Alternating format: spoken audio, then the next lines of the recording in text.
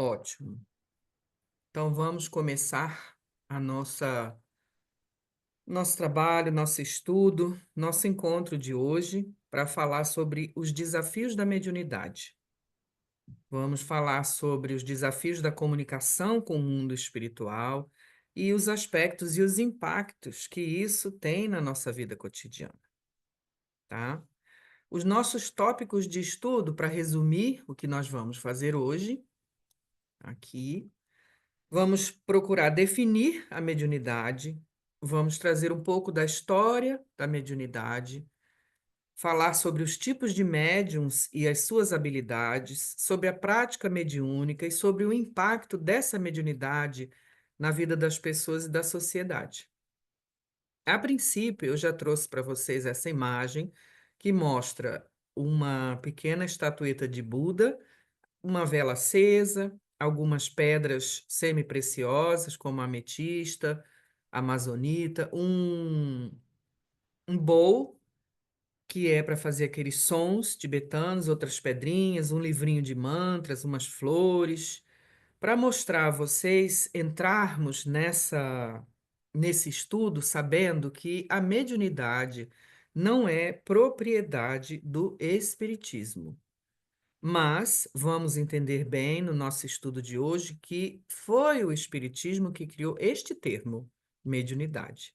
Embora a sensibilidade e a comunicação com os espíritos esteja presente em todas as religiões ou até na falta das religiões. Então, essa imagem é para nos lembrar que estamos todos conectados, somos todos irmãos, fazemos parte de uma mesma humanidade, embora cheios de pequenas diferenças. Para definir a mediunidade, vamos ver aqui a origem e o significado desse termo. Esse termo vem do latim medium, que significa meio ou intermediário. O Kardec, quando usou esse termo, baseou-se em termos usados na biologia, entre outras coisas, que eram termos comuns do latim. Então, a mediunidade é um termo que se refere a essa capacidade que algumas pessoas têm de se comunicar com os espíritos ou entidades que habitam o plano espiritual. Essas pessoas que se comunicam são os médiuns, que são os canais, através deles é que se faz a ponte, a ligação entre esse mundo físico, a terceira dimensão, e o mundo espiritual ou o mundo que é invisível aos nossos olhos. Na história da mediunidade, nós vamos entender que a comunicação com o além sempre fez parte da experiência humana. Ela está presente em relatos de várias civilizações ao longo da história, basta a gente pesquisar um pouquinho. Sempre existiu essa ponte entre o mundo físico e espiritual, e essa habilidade sempre foi considerada como algo de especial que só algumas pessoas tinham. Ela era reverenciada, temida, e alguns procuravam estudar. Nas culturas primitivas, os xamãs serviam de ponte entre o mundo dos espíritos e os ancestrais, e as pessoas das tribos ou os agrupamentos. Os sacerdotes e os oráculos eram sempre os mediadores entre os deuses e os homens. Então, para que a gente tenha a base para entender um pouco mais adiante sobre mediunidade, é preciso entender essa visão que nós tínhamos, muito antiga, arraigada no nosso conhecimento ancestral, de que a mediunidade era algo especial. O médium era alguém diferente dos outros, e era preciso alguém especial para servir de ponte entre os deuses e os homens. Os próprios egípcios realizavam rituais mediúnicos e o mais famoso, que a gente conhece mais aqui no Ocidente, era o Oráculo de Delfos, onde estava escrito, e até hoje se fala: conhece-te a ti mesmo e verás aos deuses e o universo. Mas era a sacerdotisa de Delfos, o oráculo, quem trazia as mensagens para que as pessoas soubessem o que fazer. Os reis, as pessoas de posições importantes, elas sempre tinham os oráculos para consultar. Essa prática mediúnica, ela está presente em todas as religiões e manifestações pelo mundo. No budismo, a comunicação com os espíritos faz parte da sua história. No cristianismo primitivo, os profetas e os apóstolos eram considerados os médiuns do Espírito Santo. Tem uma série nova agora em alguma dessas plataformas que é Davi, aonde existia o profeta Samuel, que foi ele quem trouxe sempre a mensagem de Deus para o rei, que era Saul, o primeiro rei de Israel. E esse profeta era respeitado como se ele fosse quase Deus, porque só ele se comunicava com o Senhor Supremo, tá? Nas tradições africanas, no xamanismo, nas religiões celtas, o contato com os ancestrais sempre foi essencial para a sabedoria espiritual. Então, a mediunidade sempre foi esse canal por onde se operaram as trocas com o plano invisível. Aí veio Kardec, no final do século XIX, e organizou todo esse conhecimento disperso, essas diversas interpretações. Ao codificar a doutrina espírita, ele sistematizou o entendimento sobre a mediunidade e a comunicação com os espíritos. Quando ele lançou o Livro dos Espíritos, em 1857, e em seguida, em 1861, com o Livro dos Médiuns, para que houvesse uma orientação melhor para as pessoas, porque esses fenômenos eram muito comuns e as pessoas interpretavam do jeito que elas queriam, sem compreender. Aqui nessa questão ele diz: essa faculdade é inerente ao homem, não constitui, portanto, um privilégio exclusivo. Começou daí a diferenciar a maneira como nós víamos essa mediunidade, esse contato com o outro lado da vida, como se fosse algo de especial. Primeira coisa que ele diz: não constitui um privilégio exclusivo. Por isso mesmo, raras são as pessoas que não têm alguns rudimentos de mediunidade. Pode então se dizer que todos são mais ou menos médiuns. No entanto, geralmente assim só se qualificam aqueles em quem a faculdade mediúnica se mostra muito clara e traduz-se por efeitos muito evidentes, de certa intensidade. Então, isso vai depender dessa, desse aparelho mental mais ou menos sensitivo que tenha aquela pessoa. Por isso, é preciso observar que essa faculdade não se revela da mesma maneira para todos. Aqui, Kardec já trouxe, já procurou desmistificar essa ideia equivocada de que médium é alguém especial, de que médium está acima dos outros, de que a pessoa que possui uma mediunidade muito aflorada, ela está num outro patamar. Mas o que é um médium, afinal de contas, né? É todo aquele que sente, num grau qualquer, a influência dos espíritos, e por esse fato, ele é o meio, o intermediário. Qualquer pessoa que esteja apta a receber ou a transmitir comunicações dos espíritos, qualquer que seja o modo empregado e os graus de desenvolvimento dessa faculdade, desde uma simples influência oculta até a produção dos mais insólitos fenômenos. Aqui vocês veem que é uma criança brincando e ao redor dele estão alguns espíritos, uma outra criança de origem indígena e uma senhorinha atrás dele, que poderia ser a avó dele, por exemplo, ou uma bisavó, mostrando que quando essa mediunidade é muito aflorada, geralmente, não é uma regra, geralmente a pessoa começa a ter essa noção e essas manifestações desde criança. Ela começa a perceber os espíritos, no caso de Chico Xavier ou no caso de Divaldo, que viam os espíritos como se fossem pessoas encarnadas, então, mais difícil ainda de diferenciar. Mas aí, como Kardec disse, vai depender da sensibilidade desse aparelho mediúnico, né? Para isso, vamos entender um pouquinho melhor sobre os tipos de médiums e as suas habilidades. Existe uma mediunidade que é chamada de efeitos físicos. Essa categoria envolve manifestações físicas, deixa eu tirar isso daqui, manifestações físicas e produção de sons. É uma das formas mais visíveis de mediunidade. Ela também pode ser movimentação de objetos, inclui os médiuns mecânicos e inclui a materialização de espíritos. Aqui do lado direito tem uma foto muito antiga dos anos 50, mais ou menos, onde aparece Chico Xavier, uma outra médium, e no meio é um espírito materializado. Esse espírito foi formado utilizando o ectoplasma do médium Peixotinho, que estava deitado numa cabine, fechado, sem nenhum contato com as pessoas, e essa foto foi tirada no escuro, usando uma câmera sensível. Então, essa mediunidade é a de materialização de espíritos, né? No caso de Chico Xavier, ele tinha uma mediunidade mecânica, onde os espíritos se aproximavam dele e tomavam conta do seu aparelho físico, de alguma forma, através do chakra humeral, que está aqui no ombro, e utilizavam o braço dele para escrever com letra diferente, escrever em outros idiomas. Preste atenção que os espíritos não entravam no corpo de Chico Xavier, porque isso não é possível. Eles utilizavam aquele braço, através do chakra humeral e da influência direta, como se fosse uma caneta, um lápis. Então, essa é uma mediunidade mecânica que é muito rara. Pouquíssimas pessoas têm.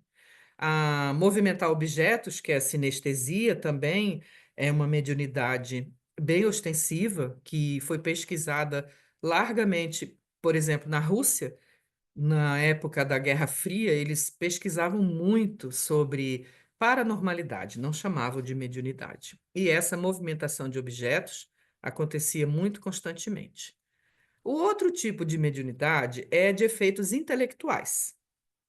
Ela é caracterizada pela comunicação de ideias e pensamentos, frequentemente através da escrita ou da fala inspirada. Esse tipo de mediunidade é a mais comum. Eu diria que 90%, 95% das pessoas têm essa mediunidade. Porque não é preciso que o espírito tome conta e nem nós despendemos uma quantidade tão grande de energia, até porque não estamos preparados para isso. Basta que entremos naquela sintonia e, através da escrita ou da fala, nós podemos manifestar as ideias dos espíritos. Aqui nessa imagem, eles mostram um médium escrevendo, um espírito obsessor que está atrás dessa pessoa, vários mentores trabalhando para auxiliar, um dos mentores segurando uma espécie de livro ou de quadro, mostrando aquilo que a pessoa vai captar e vai falar. Isso era um projeto que foi feito há muito tempo atrás, que eles tinham várias imagens procurando, ilustrar os trabalhos dentro de um centro espírita. Realmente era muito importante, porque nós que não vemos nada, temos dificuldade de compreender, às vezes, como é que as coisas funcionam. Tudo isso está ligado à nossa máquina cerebral. Aqui dentro desse cérebro físico está um pedacinho de físico também, que serve como órgão de manifestação do espírito. Dentro desse livro Transe e Mediunidade, que eu indico muito para que as pessoas estudem e aprendam, ele diz assim, a mesma coisa que Kardec: de ordem geral, todos os homens emitem e recebem ondas mentais. Cada um estabelece o intercâmbio mental de acordo com a frequência das suas ondas mentais, que, por sua vez, vão obedecer ao campo de interesse no qual a mente se localiza. O médium é justamente aquela pessoa que consegue captar, decodificar e transmitir as ideias e os sentimentos que recebe. Então, esse pontinho luminoso do nosso cérebro é a nossa glândula pineal, que tem sido objeto de estudo de muitos médicos espíritas, no Brasil especialmente, da Associação Médico Espírita. Eles estão pesquisando muito sobre a pineal, que antes achava-se que não servia para nada. Imagine se um corpo tão complexo, tão perfeito como o nosso, ia ter um pedacinho que não servisse para nada, né? Então, essa pineal é como uma antena, mas essa antena vai captar exatamente aquilo a que nós estamos ligados. Vamos supor que seja um serviço de streaming. Nós temos assinaturas do Netflix, do HBO, do Prime, da Amazon. Nós podemos ter do Apple TV. Nós podemos ter uma série de assinaturas que vão transmitir programas que nós só vamos poder ver se a gente tiver assinatura daqueles canais, tá? Essa pineal é essa antena que está ligada a esses canais, dependendo dos canais que a gente tiver, nós vamos receber a comunicação ou não. Então, dependendo do nosso estudo, dependendo do nosso desenvolvimento interno, da nossa moralidade, dos nossos hábitos de vida, aí é que nós vamos estar sintonizados com esse ou aquele tipo de espíritos ou de comunicações, como ele diz aqui, de acordo com a frequência das nossas ondas mentais, que está totalmente ligado ao nosso campo de interesse e também aos nossos hábitos e comportamentos. É aí onde a nossa mente vai estar focalizada. Se a gente não tiver ligado ou não tiver a assinatura do Netflix ou do Prime, não vai adiantar, porque a gente não vai ver os programas que passam lá, né? Vamos acabar tendo que ver só os programas que passam na TV aberta, que, de forma geral, são péssimos, né? Então, vamos ver um pouquinho aqui sobre a prática mediúnica para a gente compreender melhor. Os sinais de sensibilidade aflorada estão nesse livro, Mediunidade, de Edgar Armand, que era da Fraternidade ou da Federação Espírita do Estado de São Paulo. Ele diz aqui sobre, além das perturbações psíquicas em si mesmas, que nós podemos ter como médiums, temos vários outros sinais que indicam o afloramento das faculdades e variam segundo a natureza dessas faculdades. Isso são apenas alguns indicativos. Não são, uma Bíblia, não são definitivos, não são exatamente isso que acontece, até porque isso não poderia acontecer com todos, nem todos esses ao mesmo tempo. Cada um vai procurar compreender melhor e vamos ver se a gente entende sobre isso aqui. Então, a pessoa que tem a mediunidade aflorada, ela pode sentir arrepios ou tremores pelo corpo quando os espíritos se aproximam dela. Pode perceber algum peso nas regiões das costas ou nas pernas e nos braços. Porque a aproximação de um espírito com uma carga energética diferente, ela vai mexer com a sua energia. Então, se você, por exemplo, se aproximar de uma janela e entrar uma rajada de vento frio, você não vai perceber o frio no seu corpo vai acusar a presença de uma temperatura diferente. Da mesma forma, se você se aproximar de uma lareira, de um fogo. Então, isso nada mais é do que uma percepção de energias diferentes que estão se aproximando de nós. Algumas pessoas sentem um formigamento nas mãos, e eu acho que o principal que mais as pessoas sentem é esse número 3, que são as mudanças drásticas de humor. Você está bem, alegre, satisfeito, dormiu bem, acordou bem, de repente, sem nem entender por quê, em pouco tempo você se vê triste, arrasado, desanimado, achando que a vida não tem sentido, e você nem entende por que está se sentindo assim. Muitas vezes a gente diz, meu Deus, mas qual o motivo que eu tenho para estar assim? Muitas vezes você está se sentindo confiante diante de alguma decisão, ou de alguma coisa que você tem que fazer, ou de uma escolha, e do nada vem aquela onda de medo que toma conta de nós, fazendo com que a gente duvide de tudo que a gente estava fazendo. Então, costumamos dizer que são pensamentos intrusos, e que quando a gente estuda, que eu vou falar mais adiante, nós passamos a compreender melhor e saber fazer essa diferenciação, perceber exatamente quando aquilo não é nosso, tá? Há também ideias e impulsos estranhos que surgem na nossa mente sem muita explicação. Às vezes, uma sensação de nó na garganta. Geralmente são os médiuns que são médiuns de incorporação, que eu vou falar mais adiante. Sono, pálpebras pesadas, bocejos, olhos lacrimejantes. Quando a pessoa às vezes está no centro, assistindo palestras ou ouvindo uma palestra, e de repente ela começa a ficar com sono, ou quando está fazendo evangelho no lar, dá um sono muito grande, ou algumas outras sensações como essas. Suor frio nas mãos, tontura, enjoo, falta de ar, ou taquicardia. É muito comum, dependendo da sua mediunidade ou do seu tipo de sensibilidade, sentir essa aceleração cardíaca. Sonhos e visões é para algumas pessoas que têm mais facilidade de receber essas informações através dos sonhos ou da audição, percebem como se houvesse alguém falando dentro da sua cabeça, não precisa ser ouvir alguém falando fora com os ouvidos físicos.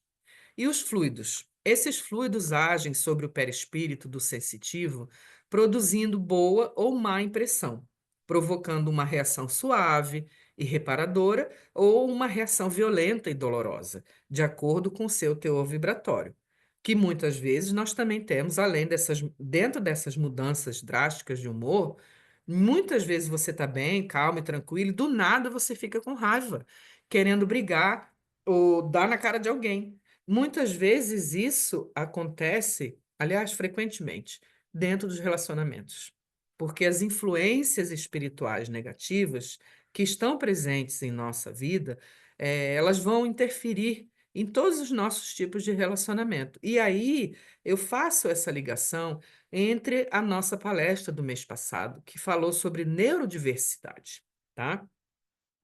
É muito importante a gente observar que dentro desse espectro de neurodiversidade, de autismo, de transtorno como TDAH, de transtornos borderline, está muitas vezes uma mediunidade aflorada e não compreendida, não estudada e nem aprimorada. Então, nós vamos sim ter essa mudança, essas mudanças drásticas de humor, da alegria para a tristeza, da raiva, para começar a chorar e ficar arrasado, ou querer brigar com alguém, ou se sentir totalmente enfraquecido diante das coisas. Porque quando esses fluidos diferentes se aproximam de nós, com a presença dos nossos irmãos desequilibrados, às vezes até com uma presença de parentes desencarnados, que, como não pertencem mais a esse plano material, a sua presença ao nosso lado vai desequilibrar, porque o tipo de energia que eles precisam para viver agora é diferente do tipo de energia que nós precisamos enquanto encarnados. Então, esse desequilíbrio, essa diferença de energias e de necessidade causa desequilíbrio. Por isso que é tão importante estudar e compreender. Antes da gente pensar que sim, temos TDAH, temos autismo, podemos ter vários transtornos, precisamos de ajuda médica, sim, mas a maioria das vezes precisamos também, em igual proporção, de estudo da mediunidade, de compreensão, de perceber quando as influências se aproximam, o que que a gente está sentindo? Será que isso é meu mesmo? Será que eu estou com raiva dessa pessoa? Se eu parar realmente, respirar e pensar duas vezes, ou se eu sair e for dar uma caminhada na natureza, será que eu ainda vou estar assim? Muitas vezes é só essa falta de compreensão que faz com que a gente sofra mais. Então, ou nós vamos nos alinhar com essas influências negativas, ou nós vamos nos alinhar com as influências da luz, que também estão constantemente ao nosso lado, procurando ajudar e fortalecer. Esses fenômenos telepáticos, ou seja, que passa pela nossa mente, que vem através dos pensamentos, das ideias e dos nossos sentidos, eles são toda essa parte da mediunidade intelectual. Então, a telepatia vai representar a transmissão ou a recepção de pensamentos e vai ser um fenômeno anímico, porque vai chegar através da percepção que a gente tem dos espíritos e transmitido diretamente para quem está nos ouvindo. Um outro nível dessa transmissão de pensamentos é a inspiração. Nós recebemos as ideias, os pensamentos e os sentimentos sem que a gente saiba a origem deles e a gente acha que eles são nossos, muitas vezes. E isso acontece com pessoas que fazem palestras, com pessoas que dão aula, com pessoas que lidam com o público e que estão sempre ligados a uma faixa do bem, ou não, né? Vamos ver a diferença. Quando estão ligados a uma faixa do bem, essa inspiração vai ser positiva e eles vão poder ser usados como canais para transmitir as ideias e ajudar as pessoas. E aqui entra um item muito importante. Quanto mais a gente estuda, quanto mais a gente aprende, mais a nossa mente se expande, mais o nosso conteúdo de conhecimento se torna útil, porque quando um espírito vem transmitir uma ideia para buscar ajudar alguém, se ele não encontra na nossa mente o material necessário, como o Palhano falou, se ele não encontra o conhecimento de determinados assuntos, nós não temos nem noção do que ele está falando, então é muito mais difícil dele conseguir transmitir aquela ideia para nós. Se torna muito mais trabalhoso para que essa inspiração funcione. E nós temos limitações, né? Um outro caminho é a intuição. É quando nós recebemos as ideias, os pensamentos e os sentimentos, e nós sabemos a origem dele, transmitimos para outras pessoas pelos canais da mediunidade. Isso é quando você olha para dentro de você e fala: Eu tive uma intuição de que eu devia fazer isso. Ou eu tenho a intuição de que o telefone vai tocar, já vai aqui para o próximo item, que é o pressentimento. Nós temos uma vaga intuição de acontecimentos que estão um pouquinho distantes ou que ainda não aconteceram. Nós sabemos que o telefone vai tocar e quem está ligando. Isso acontece muito com as pessoas. Você pega o telefone para atender, você sabe quem está ligando. Você pensa naquela pessoa e aquela pessoa falou: Nossa, pensei em você agora mesmo. Isso é a intuição e o pressentimento. O outro item, que é o mais raro, menos comum, portanto, é o mais mal utilizado, é a profecia. É uma intuição, uma informação ou uma visão clara de fatos futuros. A confiança nesses médiuns se firma quando suas profecias vão se confirmando na presença de testemunhas. Então, é mais raro e mais difícil de acontecer, porque é preciso que esteja realmente correto e isento da nossa interferência, né? Dentro da prática mediúnica, as coisas mais comuns que a gente aprende no estudo espírita estão relacionadas à psicografia, à psicofonia, ou o que também chamava-se de incorporação, e à doutrinação. A psicografia é uma prática em que o médium escreve mensagens recebidas dos espíritos, muitas vezes trazendo conforto e clareza. Isso era uma das coisas muito buscadas pelas pessoas quando Chico estava aqui na Terra, eh, trazendo mensagens de entes queridos que já tinham desencarnado e que naquelas mensagens ele trazia fatos que só as famílias conheciam, nomes, referências, com todos os requintes de comprovação para que tivesse certeza de que aquilo era real, tá? E aí a gente acha que psicografia sempre vai ser assim, e não é. A psicografia é um exercício que eu vou falar daqui a pouco no exemplo que eu vou dar sobre Divaldo Franco. Então, a outra opção de prática mediúnica é a psicofonia. Essa é a mediunidade que permite a comunicação oral de um espírito através do médium. Kardec a denominou de mediunidade falante, ou seja, aquela faculdade que propicia o ensejo para que os espíritos entrem em contato através da palavra e possam conversar com a gente. Ela é conhecida popularmente como incorporação, mas esse termo podia sugerir uma falsa ideia de que o espírito comunicante vai entrar no corpo do médium, o que não acontece. Então, a incorporação, na verdade, é a psicofonia.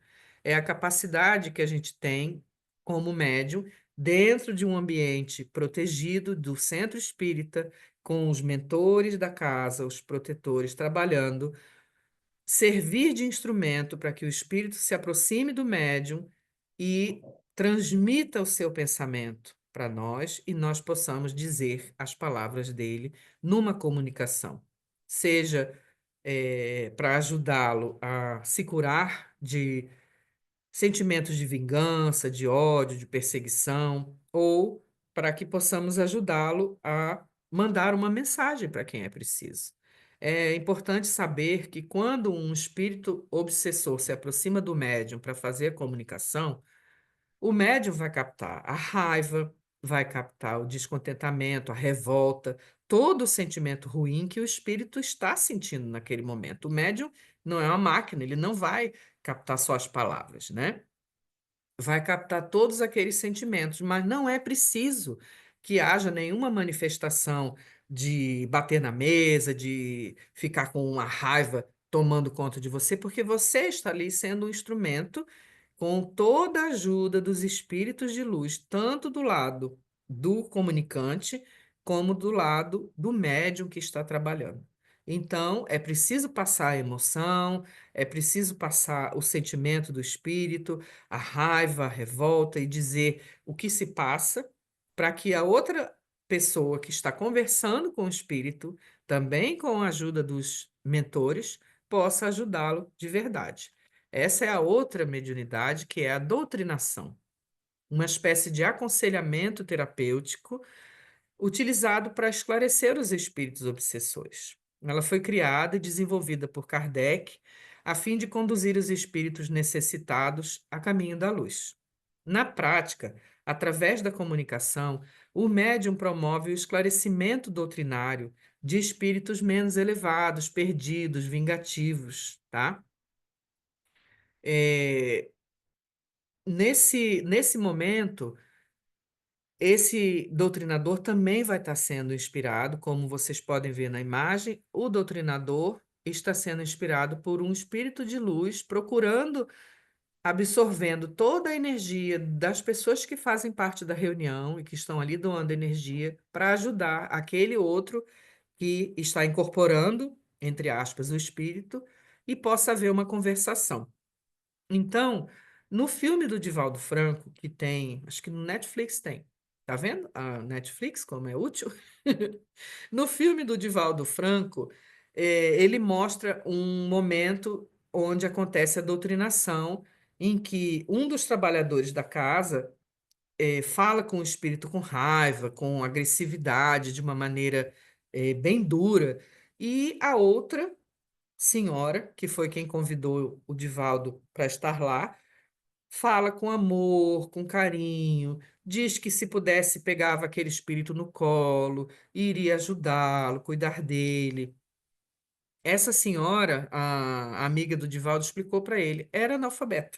Ela não tinha lido os livros de Kardec, mas tinha participado, ouvido, estudado todo esse conhecimento que havia nos livros e tinha uma coisa a mais que aquele irmão não tinha. Ela tinha o amor, que é uma outra parte do espírito que é tão fundamental quanto o intelecto, porque somente o intelecto não eleva o espírito. É preciso que haja a moralidade, o amor, para que os dois estejam em equilíbrio e façam com que a gente finalmente consiga chegar mais perto de um trabalho de amor. No meu caso, eu coloquei o exemplo meu e do Janderson. O Janderson sempre teve, que eu não sei se quem, talvez outras pessoas não saibam, é o meu marido. Ele sempre teve uma mediunidade muito mais aberta, muito mais evidente, muito mais visível, e desde que nós trabalhamos no centro espírita, há mais de 30 anos, para ele incorporar os espíritos era mais fácil.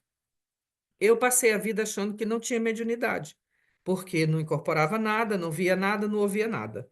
Mal percebia que a minha mediunidade está totalmente ligada àquilo que nós falamos antes das qualidades intelectuais, porque através da escrita, através da fala, através da doutrinação, é quando eu faço o meu trabalho de ajuda espiritual, e isso vem com uma grande ajuda dos espíritos de luz. Muitas vezes eu percebo que eu falo coisas que eu não havia raciocinado antes, mas que elas vêm de uma maneira fluida, como uma enxurrada de informações. Por isso que eu procuro ler, estudar e aprender cada vez mais, porque só assim eu posso ser um instrumento melhor para esse trabalho se realizar.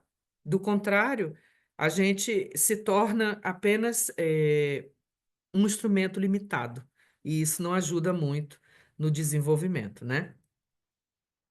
Agora vamos conhecer um pouquinho dos desafios de vivenciar essa mediunidade. E aqui nós vamos colocar mais alguns exemplos para nos esclarecer. O desenvolvimento e o treinamento mediúnico começa através do autoconhecimento, que é essencial para o aprimoramento, pois ele permite que os médiuns compreendam as suas emoções e as suas intuições. O grande desafio é conhecer as nossas emoções. Porque muitos acham que a mediunidade sempre tem que ser ostensiva, como o Divaldo, como o Chico, como outros médiuns famosos que tem na atualidade, e acabam achando, como eu achei por muito tempo, que nós não somos médios porque, isso é da minha cabeça. Isso é muito comum, isso é muito, isso aí faz parte do dia a dia. Também não é assim, né? Não pode ser assim tudo espírito. E eu sempre respondo as pessoas que dizem isso, mas não é possível que tudo seja só espírito. Eu sempre respondo com a questão que está no Livro dos Espíritos, 459, quando Kardec pergunta se os espíritos nos influenciam. E eles respondem que, na maioria das vezes, são eles que nos dirigem. Então, se nós vivemos no planeta Terra com 8 bilhões de almas encarnadas, do outro lado existem pelo menos 16 ou 20 bilhões de almas. É muito mais o que está lá do que está aqui. Então, vamos supor que para cada um de nós tem dois ou três que podem estar ao nosso lado. Nós interagimos o tempo todo sem perceber.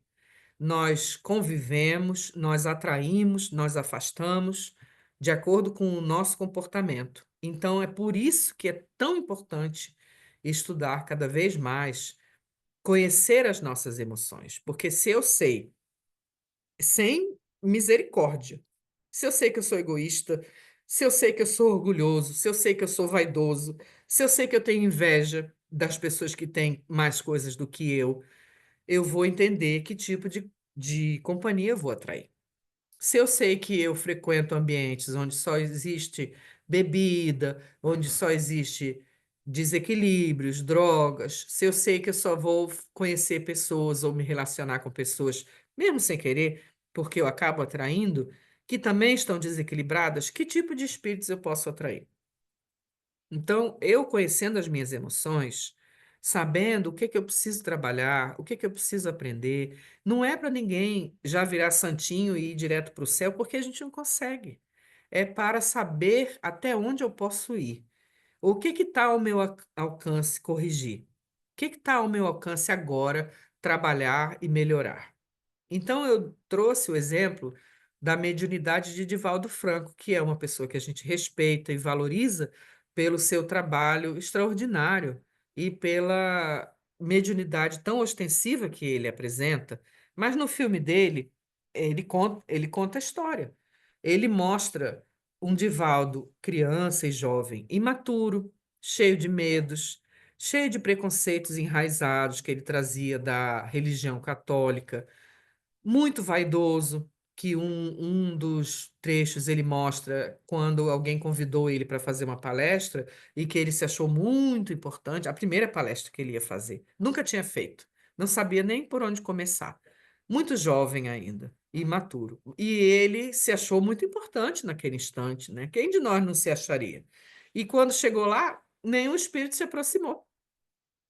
E ele não sabia o que falar. Até que os irmãos, por misericórdia, veio Humberto de Campos e disse que, em respeito às pessoas que estavam ali para ouvi-lo, ele iria então falar. Porque Divaldo é um instrumento vivo que transmite diretamente do que os espíritos trazem, né? Um outro trecho do filme que foi muito importante foi o trabalho que ele fez com a psicografia. Ele tinha um volume absurdo de trabalho, que Joana incentivava a que ele constantemente, todos os dias, naquele horário, criou a disciplina. Mas hoje eu estou atrasado. Mas você não pode, é o seu trabalho, é a sua disciplina. Essa era a tarefa dele, né? E depois que tudo aquilo estava pronto, ela disse: Agora vamos, onde está o seu trabalho? E ele tirou da gaveta uma pilha muito grande de papéis escritos. Aí ela disse: Agora queime todos eles. O trabalho vai começar agora. E ele, arrasado, olhou para aquilo tudo e falou: Queimar? Sim, queimar, porque isso foi apenas o seu treinamento. Ele não é como nós, que somos pessoas comuns. Ele tinha uma tarefa de escrever quase 300 livros, então realmente precisava se tornar um instrumento afiado, aperfeiçoado, tá? Isso são alguns exemplos para que nós possamos trazer para a nossa vida. Quantos de nós também não carregamos diversos medos? Quantos de nós não somos vaidosos porque percebemos as influências espirituais ao nosso redor e já nos achamos de alguma forma especiais? Porque se eu estou percebendo os espíritos, se eu estou sentindo, tem pessoas que sentem cheiro de rosas ou sentem cheiro de alguma erva, tem pessoas que escutam, tem pessoas que percebem de várias formas, e por causa disso, sem querer, nos sentimos já vaidosos de que somos algo diferente dos outros.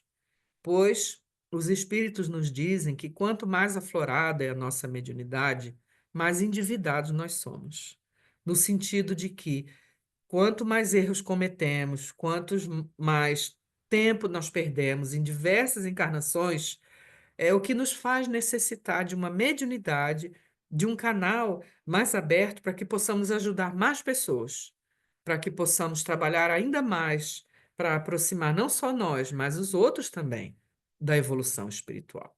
Então, sem o estudo, nós nos tornamos um canal para as más influências. Acabamos nos tornando mistificadores, ou seja, sem querer, trazendo mensagens falsas, achando que somos mais importantes do que somos. Por exemplo, trazendo mensagens de João Evangelista, ou trazendo mensagens de Jesus, ou seja lá do quê, porque existem todos os tipos de médiuns dizendo que estão recebendo todo tipo de mensagem que a gente nem pode imaginar. Por isso que, além de conhecer as nossas emoções, precisamos estudar. Porque se a gente se abandonar à corrente da vida, passivamente, inerte, sem movermos, nos movermos na direção positiva, nós vamos parecer uma folha levada pelo vento. Os acontecimentos não vão deixar de ter influência na nossa vida, mas vamos levar muito mais tempo, um tempo muito mais longo, para realizar a tarefa evolutiva, que é nossa obrigação. Nossa obrigação é evoluir. De que maneira nós vamos fazer isso? A escolha é nossa. Porque se, contrariamente, nós entrarmos na luta com coragem, com decisão, enfrentando os obstáculos com resoluta, procurando vencê-los, olhando de frente para os problemas, ao invés de nos esconder embaixo do tapete, ou então empurrar os nossos problemas, as nossas dúvidas e os nossos medos para baixo do tapete e dizer: depois eu penso nisso, agora eu não estou em condições, hoje eu não estou me sentindo bem. E assim a gente vai acumulando cada vez mais problemas que a gente não lida com eles e eles se tornam muito maiores. Quando a gente escolhe o estudo, ele se torna essa luz na nossa vida, fazendo com que a nossa evolução seja mais rápida. Temos mais atividades, colhemos os frutos benéficos do nosso esforço inteligente. Esse desafio de vencer a si mesmo também está no livro Mediunidade de Edgar Armond. A reforma liberta o indivíduo da escravidão das paixões. Os vícios escravizam o espírito na carne e continuam a escravizá-los depois da morte. Não podendo satisfazer inteiramente os vícios, porque eles não têm mais um corpo físico, os viciados vão se tornar os obsessores dos médiuns e vão se aproximar deles de maneira a satisfazer as suas necessidades, fumando, bebendo ou praticando outros atos ainda menos edificantes. Vão satisfazer-se também de alguma forma, vampirizando ou atacando nos momentos de fraqueza dos médiuns, as pessoas de mais diferentes condições, mas que têm um certo grau de sensibilidade. Então, o espírito desencarnado, como nós já dissemos diversas vezes, e vocês com certeza já viram em outras palestras, ele não é nada além de um ser humano que perdeu o corpo físico. Ele não se tornou santo, ele não virou um anjinho, ele não se tornou perfeito, ele não tem a posse de todo o conhecimento espiritual só porque ele desencarnou. O desencarnado é um espírito em evolução. E se ele tem uma evolução ainda limitada e presa aos vícios da matéria, ele vai continuar agindo da mesma forma do outro lado da vida. Acontece que para uma pessoa tomar uma bebida alcoólica, aqui você toma uma garrafa de vinho, por exemplo, para que aquele espírito absorva a contraparte etérica, ou seja, as emanações alcoólicas que evaporam, porque o álcool evapora, da bebida que você está tomando, você toma uma garrafa, mas ele precisa de duas ou três para conseguir tomar um copo de bebida. Então, ele vai se aproximar de você e vai influenciar você para que você não tome só uma garrafa, mas duas, três, quatro, até você estar desacordado, para que ele possa satisfazer. Se ele conseguir fazer isso, no outro dia ele vai voltar a fazer a mesma coisa. E assim, muitas vezes as pessoas se tornam viciadas em certas substâncias porque elas não estão fazendo aquilo sozinhas, especialmente se elas forem médiums. Isso se trata de drogas, de cigarro ou de bebida alcoólica, para que o desencarnado possa absorver aquilo que ele ainda necessita, ele vai precisar que você consuma quantidades cada vez maiores. E, junto com isso, a química do seu cérebro também já não responde da mesma forma a uma certa quantidade, sempre buscando quantidades maiores para que você sinta a mesma coisa e, junto com você, esse espírito também sinta. Isso não quer dizer que todas as pessoas, 100%, que fumam, que bebem ou que qualquer outro tipo de coisa, vão estar sempre acompanhados de espíritos obsessores, tá? Depende de muitas coisas. Por isso que precisa estudar. Depende do ambiente que você frequenta, das pessoas com quem você se cerca. Precisa de uma série de fatores, da sua mediunidade ser mais aflorada ou não. Mas uma coisa é certa: quanto mais você souber escolher aquilo que você está fazendo, mais certo é que você vai ter as companhias melhores ao seu lado. Se você toma uma garrafa de vinho com seus amigos, se você toma um vinho na sua casa, ou se você sai, faz outras coisas, isso não é um problema. O problema são os excessos, porque a gente outro dia eu estava lendo uma reportagem sobre isso que foi muito interessante. Nós passamos de segunda a sexta-feira fazendo algo que nós odiamos no trabalho que a gente tem para se sustentar, porque o mundo é capitalista. Então, nós passamos esses 5 dias nos torturando, acordando cedo, correndo para não chegar atrasado.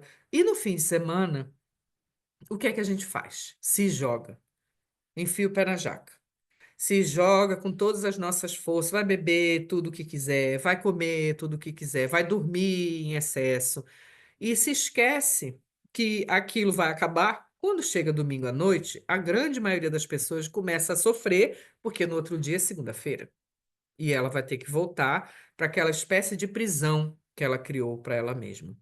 Então, não existe um movimento de intercalar.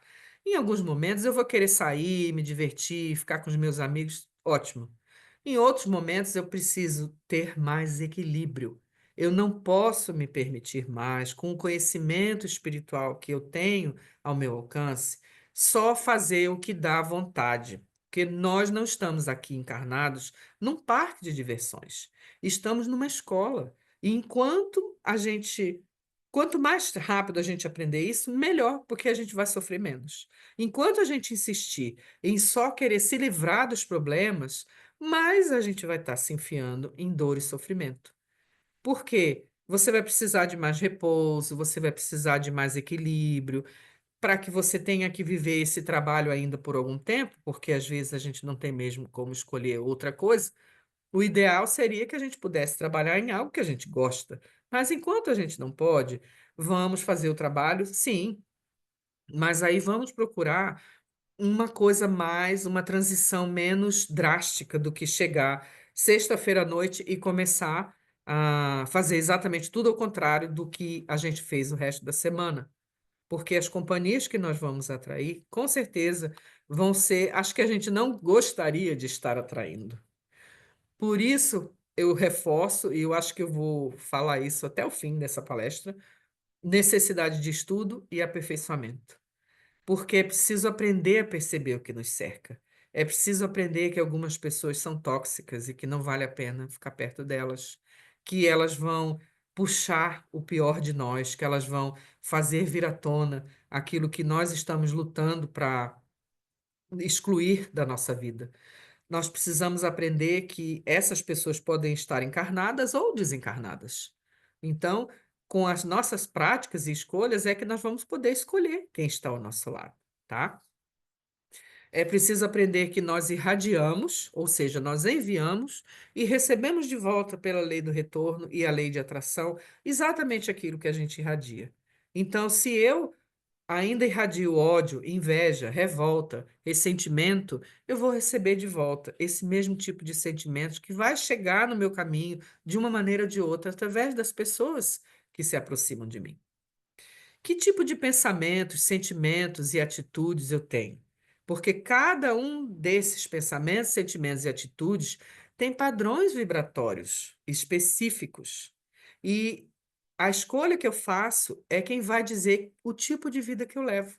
Se a minha vida, as coisas vão funcionando direito, se eu consigo ter uma harmonia na minha família, se eu consigo ir e vir do meu trabalho com o mesmo comportamento, porque cada um de nós tem a sua maneira de transmitir ou de ser o canal, o médium da espiritualidade. Por exemplo, a Karine, nossa querida amiga, ela pode utilizar a mediunidade dela dentro da sala de aula, na profissão dela, sendo uma professora, transmitindo conhecimento para as pessoas poderem aprender melhor sobre aquele assunto que ela conhece tão bem. A mediunidade vai estar presente na Sânia, que trabalha no hospital e pode ajudar a orientar as pessoas de alguma forma, na Fabiana, que está lidando com o intercâmbio entre países, em mim, que estou aqui tentando transmitir esse conteúdo espiritual, ou num médio de incorporação que vai estar fazendo o trabalho dele para orientar os espíritos e os encarnados. Então, o tempo todo a nossa sensibilidade está a trabalho da espiritualidade, se a gente quiser. Cada um vai saber utilizar essa mediunidade como um fator que acelere a sua própria evolução. Quanto mais ela é desenvolvida, mais ela se torna florada. E quanto mais ela se torna florada, mais você tem a chance de estar em comunhão com a espiritualidade superior, muito mais do que com a espiritualidade que ainda está atravessando os vales de dor e sofrimento, né? Esse aqui é o grande desafio, de nos aperfeiçoar. Esse processo de aperfeiçoamento moral e espiritual é como se fosse uma desintoxicação. Existem áreas escondidas da nossa personalidade que precisam vir à tona para ser liberadas. Quando nós pedimos para ser curados, tudo aquilo que está nos impedindo de crescer vai ser forçado a vir para a superfície, porque essa é a única maneira de arrancar de nós. Esse processo de mudança é doloroso, mas se ele for vivido com a consciência elevada, ele nos conduz a um salto evolutivo quântico, que é uma mudança definitiva de nível. Então, esse processo também existe na homeopatia. Quando nós tomamos um remédio homeopático, primeiro ele vai fazer com que os sintomas piorem, para depois a gente se curar. Isso é um contraste, não é? Às vezes difícil de entender. Quando eu e Janderson começamos a frequentar o Centro Espírita, em 1993, 32 anos atrás, nós percebemos que quando a gente era o dia de palestra e quando a gente saía para casa, saía feliz da vida do centro, animado, porque tinha ouvido coisas muito boas. Quando chegava em casa, tinha a minha tia e o meu tio que também iam conosco assistir as palestras. Mal a gente sentava para tomar um lanche, estava já todo mundo brigando, por qualquer motivo, por qualquer palavra, por qualquer coisa mais simples, a gente começava a brigar e discutir. Até que foi passando o tempo e a gente começou a falar, mas não é possível. Toda vez que eu vou no centro, quando eu saio, aí eu me sinto mal, ou acontece alguma coisa desagradável, ou eu brigo, ou eu me desentendo. Não é possível. Eu estou indo no centro para melhorar. E aí eu vou, saio do centro e fico pior? E tem pessoas que diziam isso para gente que deixavam de ir para o centro, porque elas tinham a impressão de que elas estavam piorando, ao invés de melhorar. É exatamente esse processo aqui que está mostrando nessa imagem, para que você arranque do fundo do seu ser as energias estagnadas, as energias desequilibradas, os sentimentos ruins, aquilo que você guardou, às vezes, por muitas vidas, e que nessa vida tem a oportunidade de curar, ele sai de você. Primeiro, ele vai intoxicar você. Primeiro, é como se você fosse se sujar com aquilo, então piora. Quando você finalmente consegue ter ele em mãos, ou olhar para a cara do seu problema, do seu defeito, da sua limitação e dizer: é, estou entendendo quem você é. Então, não preciso mais de você. Eu quero me libertar. E aí sim, você tira aquilo de você. Porque, infelizmente, antes de melhorar, as coisas parecem que precisam piorar, para que você possa olhar para elas. Porque não há despertar de consciência sem dor. As pessoas vão fazer tudo, chegando aos limites do absurdo, para evitar enfrentar a sua própria alma. Ninguém se torna iluminado por imaginar figuras de luz, mas sim por tornar consciente essa escuridão. Então, é lá dentro do nosso ser que nós vamos buscar a nossa sombra. E Jung falou muito sobre isso, sobre a nossa sombra. A psicologia estuda a nossa sombra. E nós temos sim essa sombra que às vezes são os nossos demônios internos. A luta contra essas paixões é terrível. Só consegue triunfar delas quem tem um ânimo forte, vontade firme e fé. Sobretudo fé na luz e nas forças que nos vêm do alto. Nós levamos séculos para conquistar tão pouca coisa e chegar a essa situação que estamos hoje, que não é pouco. É pouco dentro da evolução infinita, mas para nós já é muito. Não vai ser pelo simples desejo platônico de melhorar que nós vamos conseguir nos elevar a alturas maiores. É preciso um trabalho consciente, é preciso um trabalho constante, diário. Não é assim, quando eu for assistir a palestra quarta-feira, eu vou pensar nisso. Não. É todo dia. Se você acorda e dorme todos os dias, se você se alimenta, se você escova os seus dentes, faz a sua higiene, se você cumpre as suas tarefas, também é preciso incluir no seu roteiro diário essa tarefa de limpar as suas sombras, de despertar sua consciência e de não fugir daquilo que dói, porque é enfrentando aquilo que dói, que incomoda e que você se sente limitado, que você vai conseguir vencer e realmente chegar a essa mudança. Aí você vai conseguir criar essa barreira de luz e as influências negativas, os obsessores, as dificuldades vão ter mais dificuldade de alcançar você. E esse recurso que nós chamamos de milagroso, maravilhoso, é a prece, a oração. É um recurso adequado para angariar ajuda diante das nossas deficiências morais. Porque pela prece a gente se liga aos espíritos superiores. A meditação, que é uma espécie de prece também, dá condições especiais para que essa prece seja emitida, porque ela calma a mente. Ela mantém o pensamento firme e sem variações, o que fortalece a sua emissão. Quando pensamos muitas coisas ao mesmo tempo, esses pensamentos estão fracos porque eles não têm consistência. Vários pensamentos na nossa cabeça ao mesmo tempo dispersam a energia, dispersam a nossa força. E o pensamento único, concentrado, é forte e tem uma frequência poderosa.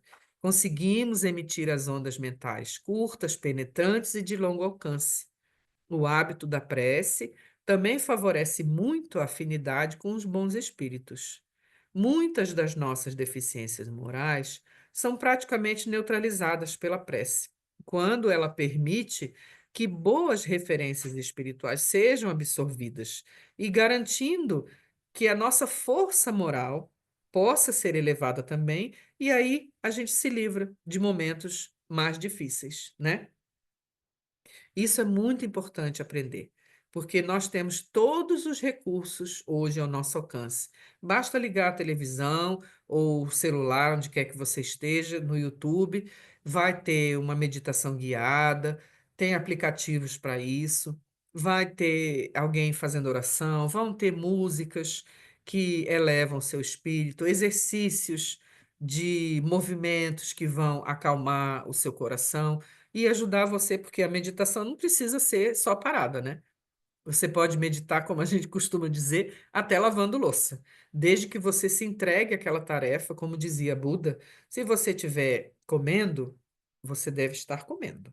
Se você estiver falando, você deve estar falando. Se você estiver só andando, você deve estar só andando. Isso significa que não é para a gente se dispersar, querendo fazer mil coisas ao mesmo tempo. Vou escovar os dentes, eu já estou olhando o telefone, já estou pensando no que eu vou fazer, então eu acabo não fazendo nada direito, né? Essa autodefesa que ele fala, que é a nossa conquista ideal, vai fazer com que nós possamos utilizar a nossa mediunidade com esse canal cada vez mais limpo, independente se nós estamos dentro de um centro espírita, trabalhando como médiuns, nos doando através da mediunidade, ou se a gente ainda não chegou nesse momento, ou se nem tem religião, mas está sempre com a nossa sensibilidade, ela não desliga. Essa é a grande questão. Nós não conseguimos desligar a mediunidade, ela está sempre lá, está sempre on. Então, é preciso saber lidar com ela, para que nós não acabamos por angariar mais sofrimento, mais dor, mais dificuldades e muitas vezes chegar ao ponto de um desequilíbrio tão grande que as doenças se instalam em nós. E sem os medicamentos, sem a ajuda, a gente não consegue viver. Essa mediunidade em desequilíbrio, e sem ser trabalhada, sem ser estudada, ela acaba se tornando uma maldição na nossa vida. E assim como a gente arranja tempo para fazer exercícios, assim como a gente arranja tempo para ir na academia, para ir no restaurante, para encontrar os amigos, para qualquer coisa que a gente faça no nosso dia a dia, é preciso reservar um tempo do nosso dia para esse contato com a espiritualidade e reservar um momento de oração, de estudo, de aprendizado, para que a gente possa, de uma vez por todas, encontrar esse equilíbrio que faz tanta falta e poder, de fato, estar com a convivência com as pessoas e com os espíritos que a gente deseja. Então, para concluir, a mediunidade é um campo mesmo muito complexo, né? Que envolve esses fenômenos espirituais, as experiências que nós temos dentro de nós, e por isso ela proporciona uma compreensão mais profunda dessa espiritualidade humana e revela essas conexões que vão além do físico. O entendimento da mediunidade é uma jornada contínua e infinita. E ela tem sim um impacto social, porque influencia a cultura e a percepção das pessoas sobre a espiritualidade e a vida após a morte.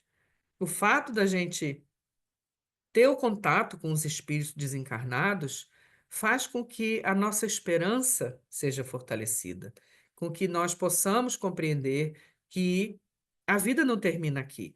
E como a vida não termina aqui, nós podemos. Deixa eu parar o compartilhamento. Como a vida não termina aqui, então a nossa esperança de poder estar em contato com os espíritos de luz ou até com os nossos parentes desencarnados se torna um fator de conforto, de alívio, de ajuda. E tudo que a gente está aprendendo aqui, tudo que a gente está vivendo, tudo que a gente está desenvolvendo, não é em vão.